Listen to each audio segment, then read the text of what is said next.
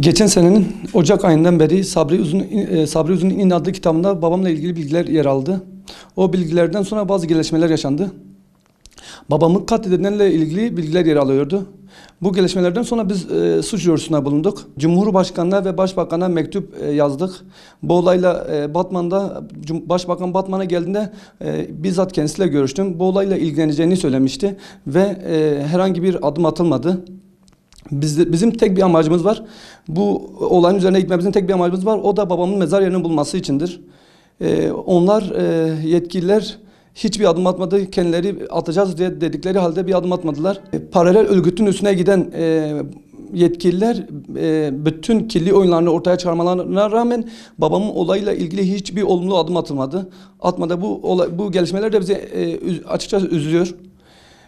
Başbakanla görüşümüze söz vermişti. Olayla ilgileneceğini söylemişti ama verdiği sözü tutmadılar. Başbakandan tek bir isteğimiz var. Babamın mezar yerinin bulması içindir. Onlardan rica ediyoruz. Eğer babamın mezar yerinin bulması için bir adım atılmayacaksa bilsinler ki onları hakkımıza helal etmeyeceğiz. Mahşer-i Kübra'da ellerimiz yakalarında olacaktır. Bizler babamın Cevdet Sürüsal'ın katliamını siyasi bir araç olarak kullanılmasını istemiyoruz. Bir an önce babamın mezar yerinin bulmasını istiyoruz. Eğer gerçekten davalarında dürüstseler, sadıksalar, paralel örgütün üstüne gidiyorlarsa bizim babamızın mezarını da bulsunlar. Başka bir şey istemiyoruz. Yani kendilerini bizlerin yerine koyarsalar bu sıkıntı ve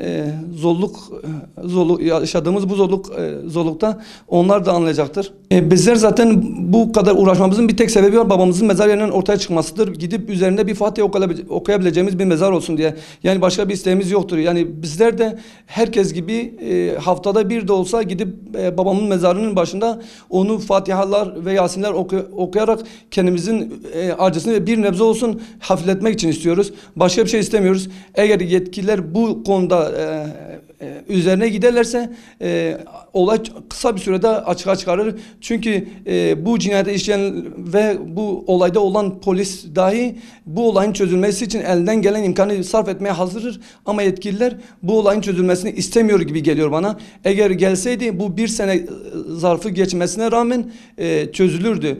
Ama başka bir olay oldu mu, paralel örgütün başka bir olay oldu mu en kısa zamanda çözülüyor. Ama bizim babamın olayı olduğunda hiçbir olumlu bir adım atılmıyor ve gerekli bir işlem de yapılmıyor. Eğer biz Türkiye vatandaşıysak bütün herkesin derdiyle aynı şekilde ilgilenmeleri lazım. Nasıl paralel örgüt başkalarına sıkıntı vermişse onların sıkıntılarını devlet gideriyorsa bizlerin bu sıkıntısı yalnız tek bir mezarımızı bize ulaştırması gerekiyor.